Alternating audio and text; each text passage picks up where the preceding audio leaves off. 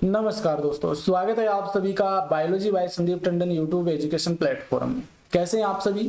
I hope सभी अच्छे ही होंगे और आपकी तैयारी भी बहुत ही शानदार चल रही होगी। हम NEET previous year question discuss कर रहे थे। नीट 2024 के लिए जो टॉप एमसीक्यूज है वो डिस्कस कर रहे थे, जिसके अंतर्गत हम PYQs यानी कि 2008 से लेकर के 23 के मध्य जितने भी नीट के एग्जाम हुए हैं उन सभी में जो क्वेश्चन पूछे गए वो सभी क्वेश्चन हम चैप्टर वाइज डिस्कस कर रहे थे। आज हम जिस चैप्टर के क्वेश्चन डिस्कस करने वाले हैं वो है इवोल्यूशन यानी कि विकास। इसे हम उद्विकास भी कह देते हैं। तो इससे संबंधित जितने भी नीट प्रीवियस ईयर क्वेश्चन है 2008 से 2023 के मध्य जो पूछे गए हैं वो सभी क्वेश्चन हम यहाँ पे डिस्कस करने वाले हैं।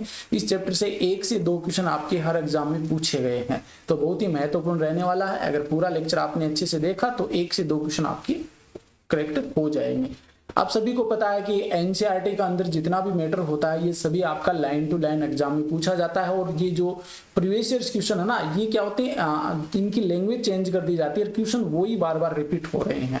तो इस कारण ये सीरीज में लेकर के आया हूँ। इससे पहले हम 3-4 वीडियो देख चुके हैं जिसमें प्रीवियस ईयर जो क्वेश्चन है उसके अंदर मानव जनन का हमने देख लिया है, पुष्पीय पादपों में लैंगिक जनन हमने डिस्कस कर लिया है। इसके अलावा हम ये हमारा शायद 4th नंबर की क्लास है। क्वेश्चन के अकॉर्डिंग हम बात करें तो प्रीवियस ईयर क्वेश्चन की बात करें तो इवोल्यूशन एंड विकास नेक्स्ट हम चैप्टर नेक्स्ट क्लास में डिस्कस करेंगे। चलो स्टार्ट करते हैं। आज का जो हमारा पहला क्वेश्चन है, असतत विभिन्नताओं का प्रमुख स्रोत है। असतत विभिन्नताओं का प्रमुख स्रोत है। 2009 में ये क्वेश्चन पूछा गया। अर्धसूत्री विभाजन, अलैंगिक जनन, उत्परिवर्तन और स्वतंत्र अपरिवहन।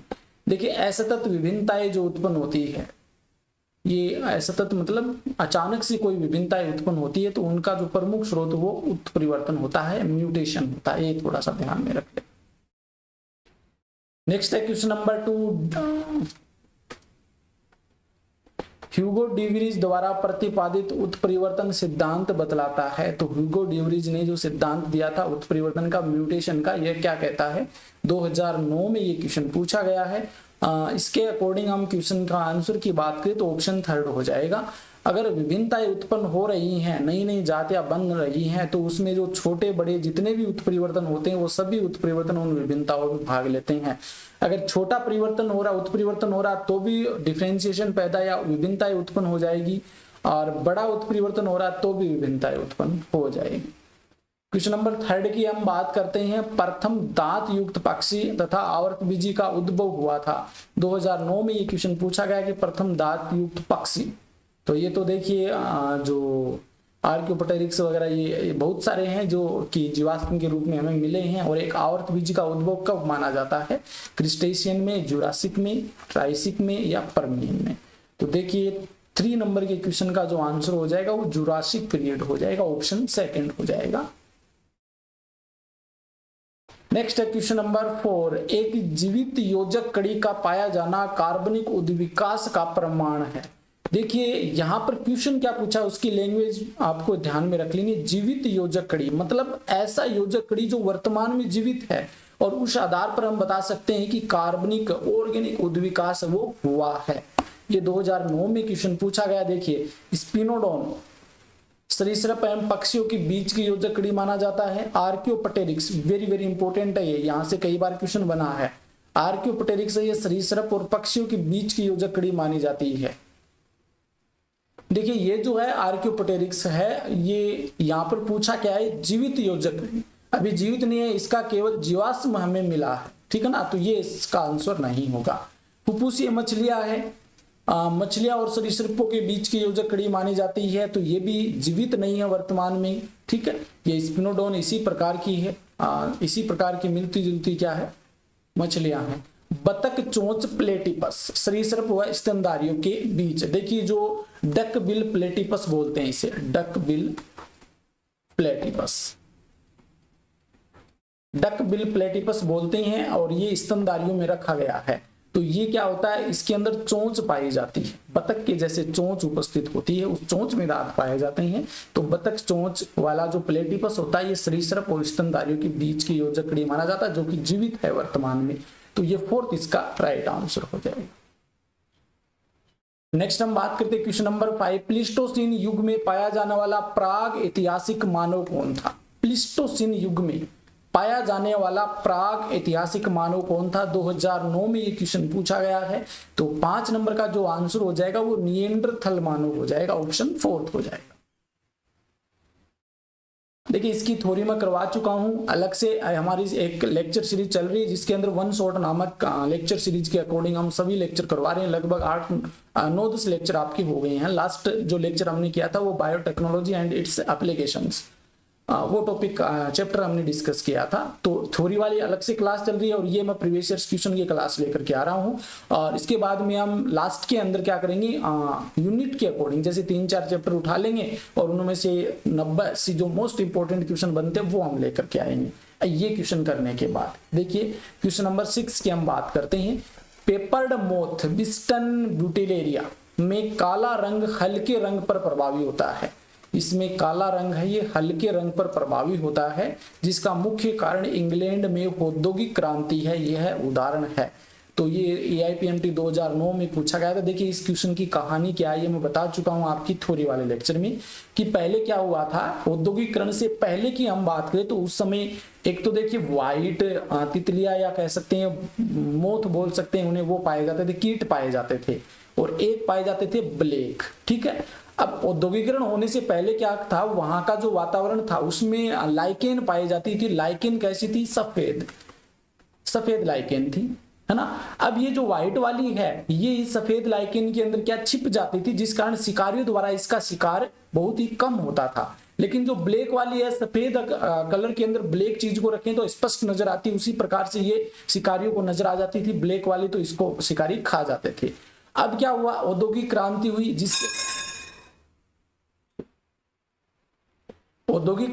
जिसके कारण क्या हुआ कि जो व्हाइट और ब्लैक वाली की हम बात करें तो धुआं वगैरह निकला है कारखानों वगैरह से, इसके कारण पूरा वातावरण दूषित हो गया, ब्लैक हो गया।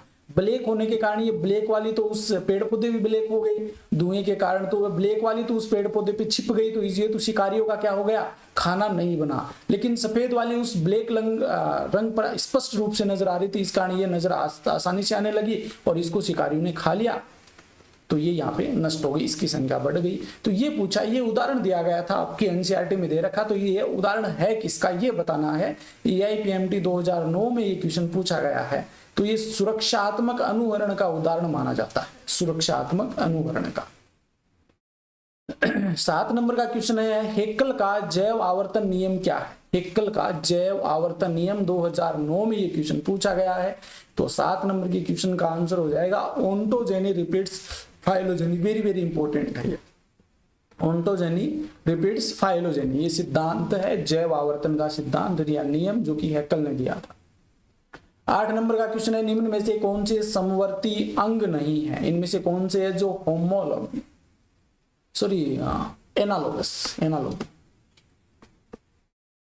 एनालोगस और एक होता है होमोलॉगस और एनालोगस। तो इनमें से कौन से हैं जो समवर्ती अंग नहीं है? समवर्ती अंग नहीं है, 2009 में ये क्वेश्चन पूछा गया है।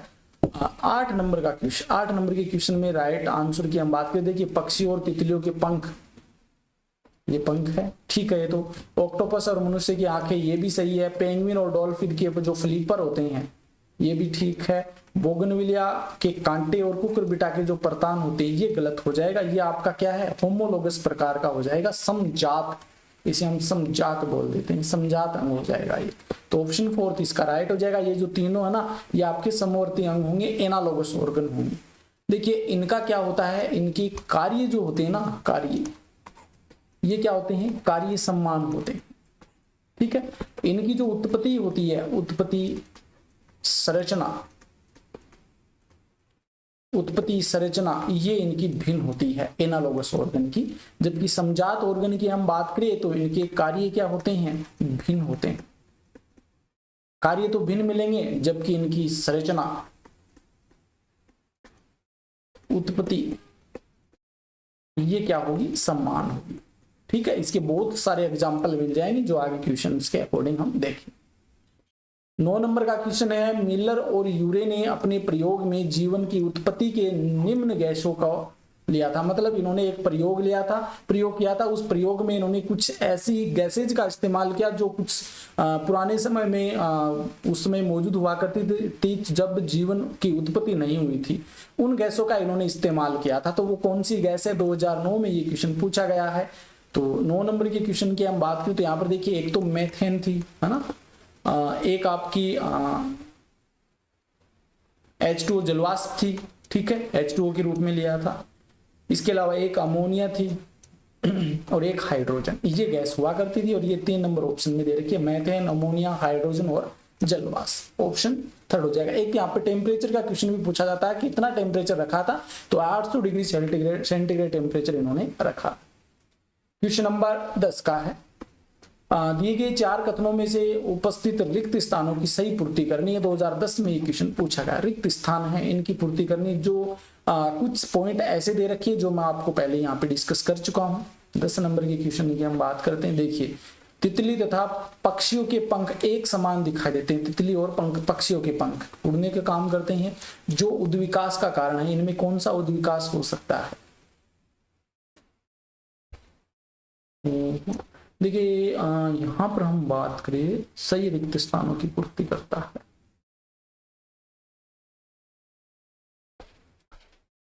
इसके अकॉर्डिंग तो कौन सा ही नहीं मिल रहा है, फर्स्ट वाले के अकॉर्डिंग। मिलर ने यह प्रदर्शित किया कि CH4H2NH3 तथा NH3 आ गई तो CH4 आ गई, NH3 अमोनिया आ गई, तो H2O जलवाष्प हो जाएगी ना। वो फ्लास्क के अंदर, ये फ्लास्क के अंदर विद्युतीय उद्दीपन में रखा गया, जो ऑर्गेनिक कंपाउंड का निर्माण होता है, ठीक है।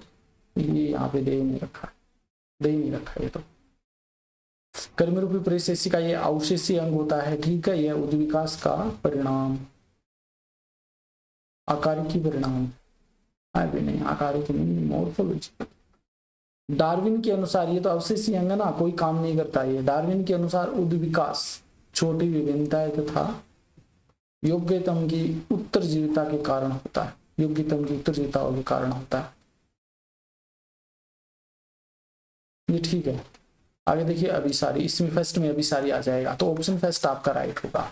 देखिए, फर्स्ट वाले में यहाँ पर अभिसारी आ जाएगा, अभिसारी, ठीक है। तो तितली तथा पक्षियों के पंख एक समान दिखाई देते हैं, जो अभिसारी उद्विकास का उदाहरण है, अभिसारी, ठीक है। कन्वर्जेंट बोल देते हैं इसे, ठीक है। आगे देखिए, और ये जो फोर्थ वाला ये ठीक है। डार्विन के अनुसार उद्विकास क्या है, छोटी विभिन्नताएं तथा योग्यतम की उत्तरजीविता के कारण होता है। ये डी भी सही है, तो यहाँ पर फर्स्ट ऑप्शन राइट हो जाएगा। 11 नंबर का क्वेश्चन है, आधुनिक मानव होमोसेपियंस के पूर्वजों से उद्विकास के दौरान निम्न महत्वपूर्ण परिवर्तन देखे गए। आधुनिक मानव होमोसेपियंस के जो पूर्वज थे, उनमें उद्विकास के दौरान कौन से परिवर्तन है, वो महत्वपूर्ण परिवर्तन हमें देखने को मिले। 2011 में ये क्वेश्चन पूछा गया है। और यहाँ पर देखिए, मेन जो हम हमारे एनसीईआरटी के अकॉर्डिंग बात करें तो जैसे जैसे हम क्रो-मैग्नन, निएंडरथल, होमोनिडी, इस प्रकार के जो पूर्वज मानव देखते हैं ना, तो उनमें आपका जो ब्रेन होता है ना, ब्रेन की जो क्षमता होती है वो सीसी में 1000, 800, 700 ऐसी दे रखी है, तो वो उसमें डिफरेंस हमें देखने को मिलता है। तो ऑप्शन 4 हो जाएगा, मस्तिष्क की क्षमता का बढ़ना। 12 नंबर का क्वेश्चन है, किसी एक बिंदु से ये शुरू होकर अन्य भौगोलिक क्षेत्रों तक प्रसारित होने वाली विभिन्न प्रजातियों के विकास के क्रम को क्या कहते हैं? किसी एक बिंदु से शुरू होकर अन्य भौगोलिक क्षेत्रों तक प्रसारित होने वाले विभिन्न प्रजातियों के विकास के प्रक्रम को क्या कहा जाता है?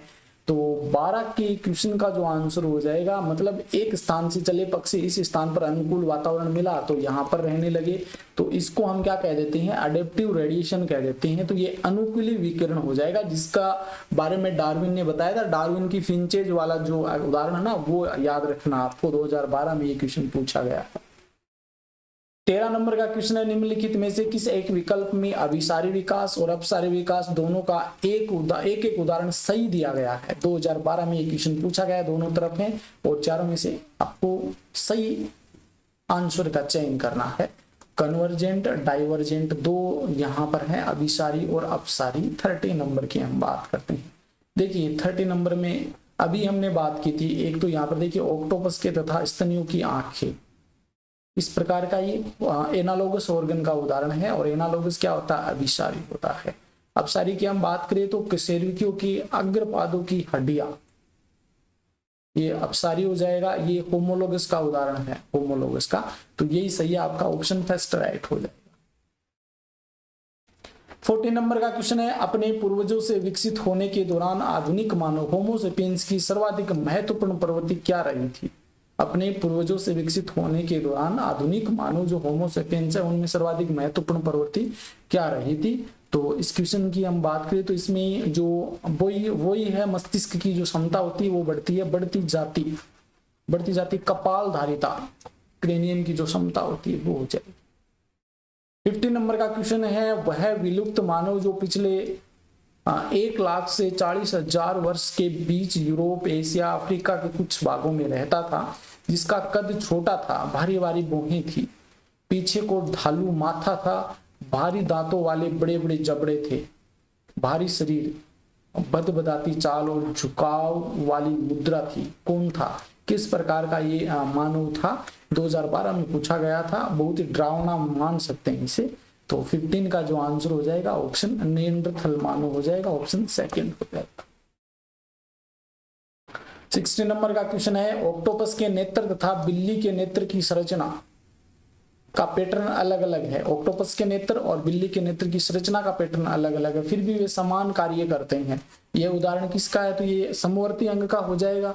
जो समवर्ती अंग क्या करता है? अभिसारी करता है या अपसारी करता है? एक तो ये क्लियर होना चाहिए। यहाँ से नीट 2013 में ये क्वेश्चन पूछा गया है। तो यहाँ पर देखिए समवर्ती अंग जो अपसारी नहीं होगा, ये गलत हो गया। समजात आ गया तो ये तो समजात तो होते नहीं है, ठीक है। समवर्ती अंग है जो अभिसारी विकास के कारण हुआ, तो ऑप्शन 4 हो जाए। समवर्ती अंग की मैंने विशेषता बताई है कि इसमें होता क्या है कि कार्य समान होते हैं लेकिन इनकी संरचना और उत्पत्ति भिन्न होती है। 17 नंबर का क्वेश्चन है, एक समष्टि की आनुवंशिक संतुलन में रहने की प्रवृत्ति किसके द्वारा भंग हो सकती है? वो समष्टि है, कम्युनिटी है, उसके अंदर पॉपुलेशन बोल सकते हैं, आनुवंशिक संतुलन है, जेनेटिक इक्विलिब्रियम बोल सकते हैं हम। आनुवंशिक संतुलन की प्रवृत्ति है, उसमें रहने के लिए आराम से रहते हैं, सभी कंडीशन ठीक है, तो रहने की प्रवृत्ति है। किसके द्वारा? उसको कैसे डिस्टर्ब किया जा सकता है? नीट 2013 में ये क्वेश्चन पूछा गया है। तो 17 का जो आंसर हो जाएगा यादृच्छिक संगम के अभाव से, यादृच्छिक रैंडम जब संगम इनका अभाव हो जाता है तब ये क्या हो जाती है? भंग हो जाती है। 18 नंबर का क्वेश्चन है, वह प्रक्रिया जिसके द्वारा भिन्न विकास इतिहास वाले जीव एक समान पर्यावरणीय चुनौती के जवाब में समान समलक्षण अनुकूलित विकसित करते हैं, कहा जाता है। वह प्रक्रिया जिसके द्वारा भिन्न विकास इतिहास, अलग अलग विकास इतिहास, जीव इतिहास वाले, भिन्न विकास इतिहास वाले एक समान पर्यावरणीय चुनौती के जवाब में समान समलक्षण अनुकूलन विकसित करते हैं। मतलब एक पर्यावरणीय कंडीशन ऐसी होती है और वो उसी के समान अपने लक्षण प्रकट करने लग जाते हैं, तो ये क्या कहलाता है? 2013 में ये क्वेश्चन पूछा गया है। तो 18 की हम बात करें तो यहाँ पर अभिसारी विकास हो जाएगा। अभिसारी विकास है, इसका मतलब आपका कौन सा हो जाएगा? एनालोगस ऑर्गन वाला हो जाएगा। 19 नंबर का क्वेश्चन है, डार्विन के अनुसार जैव विकास का कारण क्या है? जैव विकास या जैव विकास का कारण क्या है? नीट 2013 में ये क्वेश्चन पूछा गया है और आपको किसके अकॉर्डिंग बताना है? डार्विन के अकॉर्डिंग बताना है। तो ये हो जाएगा अंतर जातीय प्रतिस्पर्धा, अंतराजातीय प्रतिस्पर्धा, सॉरी इंटर स्पेसिफिक कंपटीशन बोल सकते हैं, अंतराजातीय प्रतिस्पर्धा। 20 नंबर का क्वेश्चन है, एक समष्टि के अंदर जीन आवर्तियों में भिन्नता संयोग से होती है। जीन आवर्ती में जो डिफरेंस पैदा होता है वो एक संयोग होता है, बजाय प्राकृतिक वर्ण के द्वारा, मतलब नेचुरल सिलेक्शन के द्वारा नहीं होता है, वो एक संयोग से होता है। इसे किसके लिए संदर्भित किया जा सकता है? इनमें से किसके अकॉर्डिंग इसे सही मान सकते हैं? 2013 में ये क्वेश्चन पूछा गया है। तो 20 नंबर के क्वेश्चन का आंसर ये आनुवंशिक विचलन हो जाएगा। जेनेटिक अब्रेशन बोल सकते हैं इसे, जेनेटिक आनुवंशिक विचलन। 21 नंबर का क्वेश्चन है, 1000 वेष्टियों की समष्टि में 360 जीन प्रारूप capital A 480 capital A small A तथा शेष 160 ए के अंतर्गत आते हैं। इस आंकड़े के अनुसार आधार पर ए एलील की आवर्ती इस समष्टि में क्या होगी? समष्टि दे रखी है 1000 वेस्टिव की, इसमें 360 जीन पर रूप है। Capital A 480, capital A small A 160, A के अंतर्गत आते हैं। कैपिटल ए स्मॉल ए हो जाए, सॉरी ये कैपिटल ए स्मॉल है और ये इसके हैं और ये इसके हैं अलग अलग। इस आंकड़े के आधार पर ए एलील की आवृत्ति क्या होगी? 2014 में ये क्वेश्चन पूछा गया, ए एलील की आवृत्ति क्या होगी?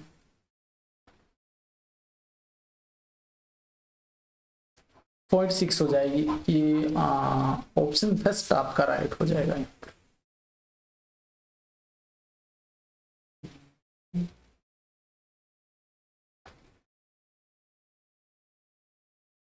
ठीक है, ये स्मॉल है मान सकते हैं 0.36, ये हो जाएगा 0.48 और ये 0.16 हम मान सकते हैं। देखिए 1000 इसका भाग दे देते हैं तो 360 बटे 1000 0.36 हो जाएगा। ठीक है, 480 है, इसमें 1000 का भाग दे देंगे तो 0.48 हो जाएगा। ठीक है, ये हो जाएगा 160 में भाग देंगे तो आपका 0.16 हो जाएगा। अब यहाँ पर पूछा क्या है कि इस आंकड़े में ए एलील की आवृत्ति आ गई, सब में कैपिटल ए आ रहा है सभी के अंदर। ठीक है, तो कैपिटल ए के लिए हम क्या करेंगे, यहाँ पे 4 कॉमन आ रहा है ना, 4 कॉमन 6 होगा। कैसे निकालेंगे देखते हैं एक बार। 360 देखिए 1 मिनट ये है 480 बटे 300 1000 360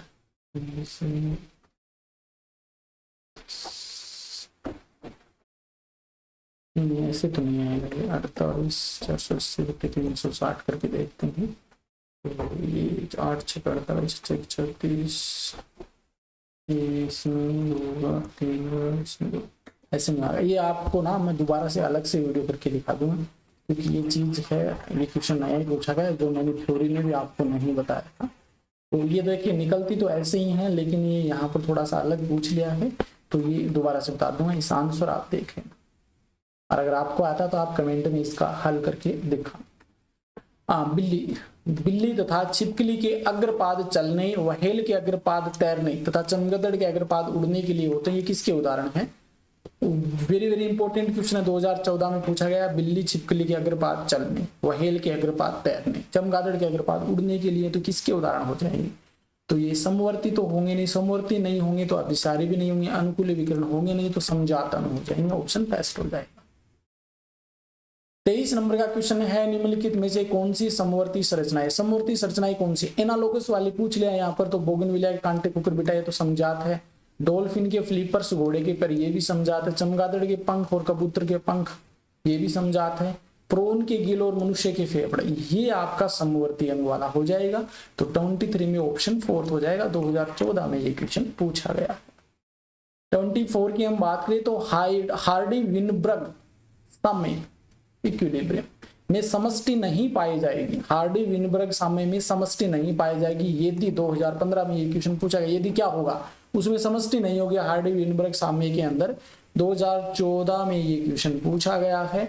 तो वेस्टिया वर्णात्मक रूप से संभोग करेगी। अगर वो वेस्टिया है वो वर्णात्मक चयनात्मक रूप से संभोग करेगी तो उसमें साम्यता या साम्य अवस्था नहीं देखने को मिलेगी। 25 नंबर का क्वेश्चन है, लैंगिक जनन करने वाले जीव की जनसंख्या में आनुवांशिक विभिन्नता का सबसे सामान्य प्रक्रम निम्नलिखित में से कौन सा है? लैंगिक प्रजनन करने वाले जीव की जनसंख्या में आनुवांशिक विभिन्नता का सबसे सामान्य प्रक्रम निम्नलिखित में से कौन सा है? 2015 में ये क्वेश्चन पूछा गया है। तो 25 के अंदर देखिए लैंगिक जनन की बात कर रहे हैं तो रिकॉम्बिनेशन हो जाएगा, पुनर्योजन हो जाएगा, ऑप्शन सेकंड हो जाएगा। 26 नंबर का क्वेश्चन है, निम्नलिखित में से किसमें सबसे कम मस्तिष्क क्षमता होती है? ये जो मनुष्य है उसके अलग अलग जो विकास के अकॉर्डिंग है ना उनके नाम दे रखे हैं। तो कौन सा मानव है? होमो निएंडरथैल, सीएस होमो हेबिलस इरेक्टस होमो सेपियंस। सबसे कम मस्तिष्क धारिता क्या होगी 2015 में पूछा गया, किसकी होगी यहाँ पर देखिए, तो होमो हेबिलस हो जाएगी, ऑप्शन सेकंड हो जाएगा। सबसे कम धारिता होती है, इसकी क्षमता होती है। पक्षी के पंख और कीट के पंख, ये 2015 में पूछा गया, क्या दर्शाते हैं, समजातीय संरचनाएं होती हैं क्या, पक्षी के पंख और कीट के पंख। एक देखिए यहाँ पर आप अंदाजा लगा सकते हैं, पक्षी के पंख भी उड़ने का काम करते हैं, कीट के पंख भी उड़ने का काम करते हैं, मतलब कार्य समान है। और कार्य समान होगा तो उत्पत्ति और संरचना भिन्न होगी, इसका मतलब ये कौन सा हो जाएगा, समवर्ती हो जाएगा। समवर्ती मतलब एनालॉगस हो जाएगा, मतलब अभिसारी हो जाएगा। तो अनुरूप संरचनाएं हैं, अभिसारी विकास को दर्शाते हैं, ठीक है। ये नहीं होगा, ये भी नहीं होगा, तो ये ऑप्शन सेकंड आपका राइट हो जाएगा। अनुरूप संरचनाएं अभिसारी विकास को दर्शाती हैं। औद्योगिक अतिकर्षणता एक उदाहरण है। औद्योगिक अतिकर्षणता ये हम डिस्कस कर चुके हैं पहले, जो एग्जाम्पल देखा ना मोथ वाला, व्हाइट और ब्लैक वाला, 2015 में ये क्वेश्चन पूछा गया है। तो 28 के अंदर प्राकृतिक वर्ण होगा, मतलब नेचर जिसका चयन करेगी ना वही जीवित रहेगा और वही आगे अपने आप को सर्वाइव कर पाएगा। 29 नंबर का क्वेश्चन है, निम्न में से कौन सी संरचना पक्षियों के पंख के समजात, पक्षियों के पंख के समजात होती है, ये पूछा, पक्षियों के पंख के समजात। तो 16 में पूछा। अगर यहाँ पर समवर्ती पूछ ले तो कीट के पंख हो जाएंगे, समवर्ती पूछ ले तो, ठीक है ना। समजात पूछा है, समजात पूछा मतलब, समजात का मतलब ही क्या है, इसकी संरचना, उत्पत्ति और क्या होंगे, समान, जबकि कार्य भिन्न होंगे। ऐसा इन ऑप्शन में आप छांट लीजिए, वही आपका आंसर हो जाएगा। तो यहां पर देखिए, सारक के पृष्ठफिन, मोथ के पंख, व्हेल के फ्लिपर्स, यही हो जाएगा। व्हेल के फ्लिपर्स जो होते हैं ये पक्षियों के पंख के समजात होते हैं। 30 नंबर का क्वेश्चन है, जीवन की उत्पत्ति के संदर्भ में निम्न में से 2 कथन दिए गए हैं और इन कथनों के बताना है कि कौन सा विकल्प यहाँ पे सही दिया गया है। नीट 2016 में ये क्वेश्चन पूछा गया है। तो यहाँ पर देखिए, पृथ्वी पर सर्वप्रथम उद्भवित होने वाले जीव हरे नहीं थे तथा ये अनुमानित अवायवीय थे। ये तो बिल्कुल सही है, क्योंकि सबसे पहले एनारोबिक जो जीव हैं वो उत्पन्न हुए थे। प्रथम सपोषी जीव रसायन संश्लेषित थे, जो कभी भी ऑक्सीजन निष्कासित नहीं करते थे, वही बात आ गई, अवायवीय श्वसन करते थे और ये रसायन संश्लेषित थे, ये भी आपका सही है। तो मतलब दोनों ही सही है, तो ऑप्शन थर्ड हो जाएगा। 30 नंबर का क्वेश्चन है, आनुवांशिक विचलन अपवाह है। आनुवांशिक विचलन अपवाह है, कहां होता है, ये कहां पर होता है आनुवांशिक विचलन, 2016 में ये क्वेश्चन पूछा गया है। तो 31 का आंसर यहाँ पर 4 हो जाएगा। छोटी विलगित जो समष्टि होती है छोटी, उनमें आनुवांशिक विचलन देखने को मिलता है।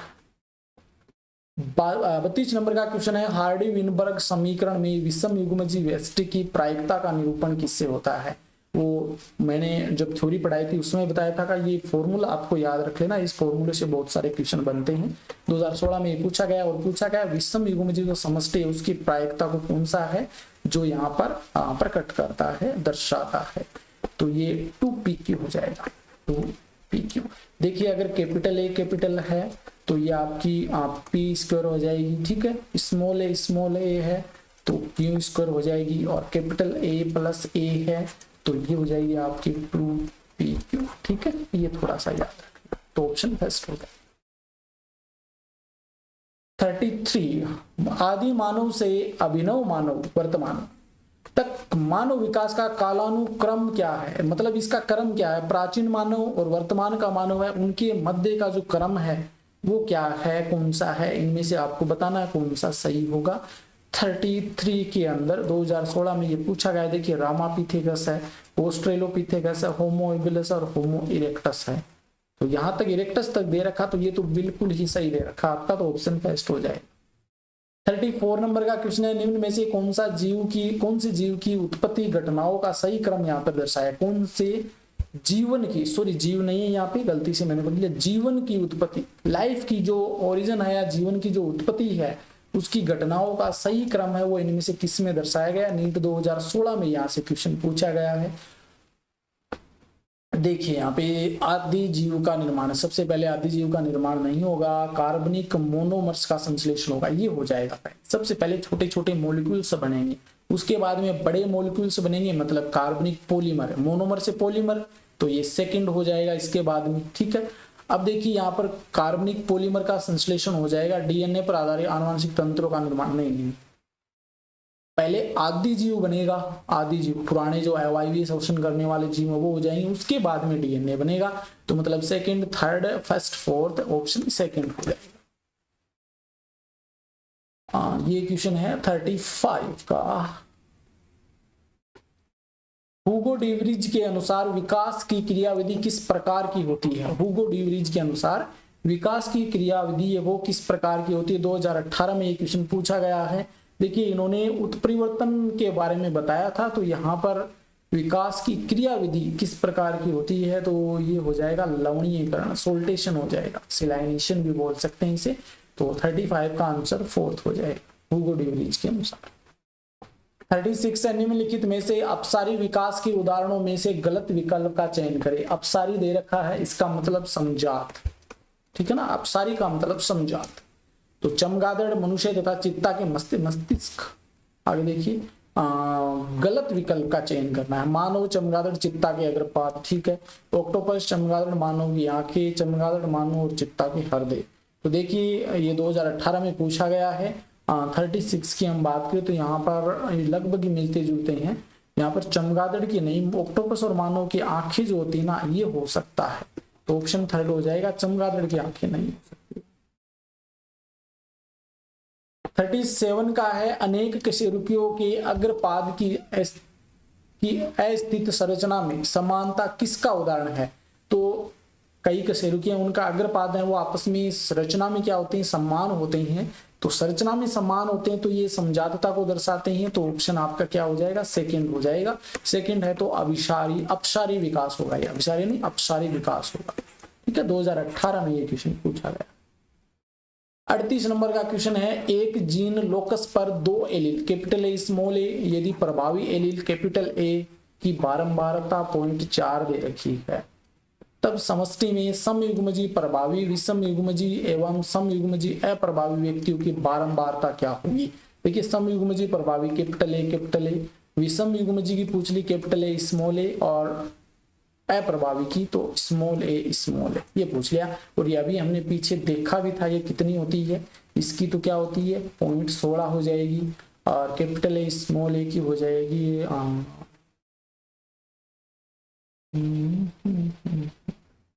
देखिए ये हमने देखा था ना, जो फॉर्मूला ना उसी से निकाले हैं। जो कैपिटल ए दे रखा, मतलब ए स्क्वायर, इसकी 0.4 दे रखी है, तो 4 का स्क्वायर 16 हो जाएगा, 0.16। ठीक है, पहले की 16 आ गई, मतलब ये गलत, ये ठीक है यहाँ तक। अब दे रखा है दूसरा कैपिटल ए और स्मॉल ए, इसको plus capital A small A plus, तो ये क्या हो जाएगा? ये हो जाएगा P प्लस Q हो जाएगा और दुगुना हो जाएगा। ये फॉर्मूला हार्डी विनबर्ग वाला, वो याद रखना आपको। पीछे भी ये क्वेश्चन आया है, उसको भी आप समझ लेना इसी के आधार पर।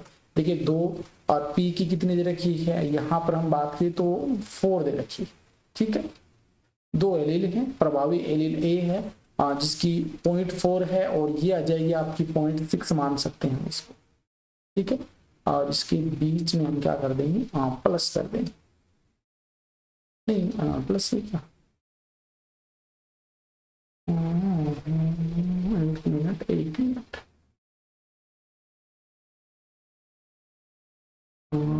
एलील ए है, इसके बारंबारता 0.4 है, तब समष्टि में समयुग्मजी प्रभावी और विषम युग्मजी अप्रभावी की बारंबारता क्या हो?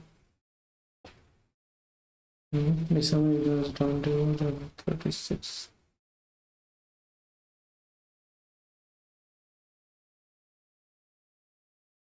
8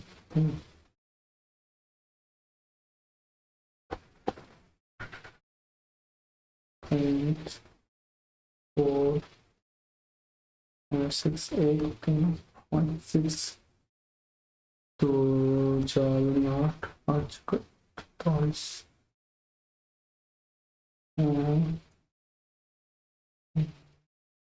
हाँ ये आ गया ना। देखिए पहले हम इसको मल्टीप्लाई करेंगे तो 4 दूनी 8 और फिर प्लस में 0.6 गुना हो जाएगा, सॉरी तो 8 6 48 0.48 होगा ये, ठीक है ना 0.48। हाँ इसमें नहीं है, इसके अंदर 36 वाले में देखो कैसे होगा ये, 36 वाले में भी आराम से निकल जाएगा। 36 वाले में देखो क्यू स्क्वायर होता है, तो क्यू स्क्वायर कैसे करेंगे 0.6 है ना, 0.6 का स्क्वायर करेंगे तो 0.36 आ जाएगा। ये ठीक है, ऑप्शन ए फोर्थ हो जाएगा। देखिए कैसे निकालेंगे एक बार फिर से बता देता हूँ, बस समझने की है, एक बार समझ लिया इस प्रकार के आंसर आप आराम से कर लेंगे। पहले की 0.4 दे रखी है तो आप सभी को पता है अगर कैपिटल ए की निकालेंगे ना तो पी स्क्वायर हो जाएगा, पी स्क्वायर करेंगे तो 4 का स्क्वायर 0.16 होगा, ठीक है। अब स्मॉल ए की निकालेंगे तो ये क्यू स्क्वायर होगा, ठीक है, और क्यू स्क्वायर करेंगे तो कितना हो जाएगा, क्यू स्क्वायर होगा आपका 0.6 दे रखी है इसकी, तो 0.6 का स्क्वायर 0.36, ठीक है 0.36। अब ये आ गया कैपिटल ए और स्मॉल ए आ गया, ठीक है ना, प्लस दे रखा है तो ये हो जाएगा 2pq हो जाएगा, ये है ठीक है ना 2pq मल्टीप्लाई आपस में। तो यहाँ पर देखिए 2, इसके बाद में हम 4 और इंटू 6 और ये पॉइंट लगा देंगे, ठीक है। पॉइंट टोटल की 1 होती है ना, तभी तो हमने 6 लिया। पॉइंट टोटल की 1 होती है, 0.4 आपकी कैपिटल ए की, स्मॉल ए की क्या हो जाएगी 0.6 हो जाएगी। अब इसको हमने मल्टीप्लाई इससे किया पहले, तो या इससे कर लो, एक ही बात है ना। तो 6 चौक 24, 0.24 को 2 से करेंगे तो 0.48 ही आ गया, ठीक है। तो इस प्रकार से इसे निकाल सकते हैं। 2019 में क्वेश्चन पूछा गया है। 39 है, होमोनिडो को उनके सही मस्तिष्क माप के साथ मिलान कीजिए। ये इंपॉर्टेंट क्वेश्चन है, बन सकता है यहाँ से फिर से 2019 में क्वेश्चन पूछा गया है। अलग अलग मानों दे रखे हैं और उन मानों के अकॉर्डिंग आपको बताना है कि इनकी मस्तिष्क क्षमता कितनी होती है। देखिए होमो हेबिलस में हम बात करें तो होमो हेबिलस में होती है 650 से 800 के मध्य होती है, ठीक है। फिर आता है होमो निएंडरथैलिस, होमो निएंडरथैलिस में हो जाएगा आपकी 1300 के समथिंग होती है। होमो इरेक्टस में लगभग 900 के समथिंग और होमो सेपियंस में 1400 होती है। 1400 ये याद रख लेना, फिर ऐसे निकाल लेंगे आप। तो यहाँ पर ऑप्शन थर्ड आपका राइट हो जाएगा। ये इंपॉर्टेंट क्वेश्चन है। 14 नंबर का क्वेश्चन है, एक स्पीसीज में नवजात भार 2 से 5 किलोग्राम के बीच है। नवजात का भार स्पीसीज में 3 से 3.3 kg औसत वजन वाले 97% नवजात जीवित रहते हैं, जबकि 2 से 2.5 kg भार वाले अथवा 4.5 से 5 kg वाले 99% नवजात मर गए। यहाँ किस प्रकार की वर्ण की क्रिया हो रही है ये बताना है। सीधा सा ये आंसर आपको इसका आंसर बताना है। तो ये स्थायी कारक वर्ण का है। तो इसको डिटेल से आप ना मेरा जो थ्योरी वाला लेक्चर उसमें मैंने बताया उसमें देख लेना, क्योंकि इसमें थोड़ा समय लगता है, इन सभी को निकालते हैं तो इतना हम इसमें समय नहीं दे सकते, ठीक है। तो इसका आंसर स्थायी कारक वर्ण हो जाएगा। 41 है, जैसे कि ह्यूगो डिवरीज ने प्रस्तावित किया कि उत्परिवर्तन के कारण विभिन्नताएं होती है। ह्यूगो डिवरीज ने बताया म्यूटेशन के कारण विभिन्नताएं होती है। ये कैसी विभिन्नताएं होती है, ठीक है ना। 2019 में क्वेश्चन पूछा गया है। 41 की हम बात करते तो यहाँ पर ये यादृच्छिक होगी, रेंडमली होगी और दिशा रहित होगी, ठीक है। रेंडमली होगी और दिशा रहित होगी, यादृच्छिक और दिशा रहित। 42 नंबर का क्वेश्चन है, एस.एल. मिलर ने अपने प्रयोग में एक बंद फ्लास्क में किसका मिश्रण कर एमिनो अम्ल उत्पन्न किए थे। कौन सा मिश्रण लिया था जिससे एमिनो अम्ल इन्होंने बनाए थे। 2020 में क्वेश्चन पूछा गया है। देखिए इन्होंने 800 डिग्री सेंटीग्रेड लिया था, तो इसका मतलब ये तो आप काट दीजिए ऊपर वाले, ठीक है। मेथेन ली थी, हाइड्रोजन ली थी, अमोनिया ली थी, जलवाष्प ली थी। यहाँ पर ये अमोनियम नहीं लिया था, तो यहाँ पर ऑप्शन थर्ड हो जाएगा आपका। ये क्वेश्चन बहुत बार पूछा गया है, इंपॉर्टेंट है ये। 43 का, पेंगुइन एवं डॉल्फिन के पेंगुइन और डॉल्फिन के पंख है, ये पक्ष लिखा गया ना, पंख का किसका उदाहरण है। ये नीट 2020 में पूछा गया क्वेश्चन है 43 का। पेंगुइन और डॉल्फिन के पंख, फ्लिपर्स बोल सकते हैं इन्हें, नीट 2020 में पूछा गया है। तो ये आपके अभिसारी विकास हो सकता है क्या, अभिसारी विकास, अभिसारी है इसका मतलब समवर्ती हो जाएगा। समवर्ती तो होता ही नहीं है, ठीक है ना, समवर्ती का थोड़ी ये डॉल्फिन वाला, ये तो समजात का है, प्राकृतिक वर्ण होगा नहीं। तो 43 की हम बात करें तो यहाँ पर एक मिनट देखिए, पेंगुइन है, डॉल्फिन है, पेंगुइन पक्षी है, डॉल्फिन स्तनधारी है, इनके पंख अभिसारी हो जाएगा। ऑप्शन 4 ही होगा इसका राइट आंसर। 44 का, निम्न में से कौन ऐसे जीवों के सही उदाहरणों को संदर्भित करता है। कौन ऐसे जीवों के सही एग्जाम्पल यहाँ पर है जो कि सही बताए गए हैं यहाँ पर, ये बताना है। और कोड के अकॉर्डिंग इनका आंसर देना है। 2020 में ये क्वेश्चन पूछा गया है 44 का। देखिए यहाँ पर गैलोपैगोस द्वीप में डार्विन की फिंच, कौन से ऐसे जीवों के सही उदाहरण, गैलोपैगोस द्वीपों में डार्विन की फिंच। खरपतवारों में शाकनाशी का प्रतिरोध, ससीम केंद्रों में दवाइयों का प्रतिरोध, मनुष्य द्वारा बनाई पालतू पशु जैसे कि कुत्ते की नस्लें। ये तो इन्होंने प्रयोग किया था, मतलब ये 3 हो जाएंगे, ऑप्शन फर्स्ट आपका राइट हो जाएगा 44 में। 45 है, कर्मागत उन्नति के लिए भ्रूणीय प्रमाण को किसने अस्वीकार किया। कर्मागत उन्नति के लिए भ्रूणीय प्रमाण जो है इनको किसने अस्वीकार किया। 2020 में क्वेश्चन पूछा गया है। 45 के अंदर हम बात करें तो यहाँ पर कार्ल अर्नास्ट वॉन बियर हो जाएगा, ऑप्शन थर्ड हो जाएगा। कि ये बताया गया कि इस प्रकार से कि भ्रूण जितने भी जीव हैं स्तनधारी उन सभी में एक ही जैसी स्टेज के अंदर गुजरते हैं, लेकिन इन्होंने इसको निष्क्रिय या अस्वीकार कर दिया। 46 का है, सूची फर्स्ट और सेकंड को मिलाना है। 2021 में क्वेश्चन पूछा गया है। क्वेश्चन नंबर 46 देखिए यहाँ पर अनुकूली विकिरण की हम बात करें तो ये हो जाएगा डार्विन की फिंच। अनुकूली विकिरण मतलब अडेप्टिव रेडिएशन, तो ये इससे मिल जाएगा। अभिसारी विकास की हम बात करें तो अभिसारी विकास हो जाएगा तितली व पक्षी के जो पंख होते हैं समवर्ती अंग हो जाएंगे। अपसारी विकास समजात अंग हो जाएंगी, तो इसमें आपका सेकंड वाला हो जाएगा मनुष्य व हेल के जो अग्रपाद होते हैं वो। और मानवीय क्रियाओं द्वारा विकास जो होता है ये शाकनाशी व पीड़कनाशी के प्रति जो किस्मों का चयन करते हैं वो हो जाएगा। मतलब यहाँ पर आपका ऑप्शन जो हो जाएगा फर्स्ट में 4, तो डी ऑप्शन आपका राइट हो जाएगा।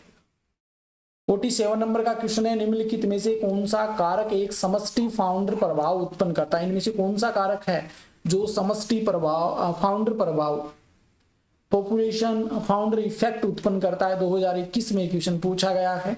तो 47 का आंसर यहाँ पर ऑप्शन थर्ड हो जाएगा। आनुवांशिक जो विचलन होता है, जेनेटिक ड्रिफ्ट जो होता है वो करता है। 7 2023 में क्वेश्चन पूछा गया अनुकूली विकिरण, पिछले साल अनुकूली विकिरण प्रदर्शित करने वाले ऑस्ट्रेलियाई मार्सुपियल्स के सही समूह का या सही सेट का चयन करना। 2023 में क्वेश्चन पूछा गया है।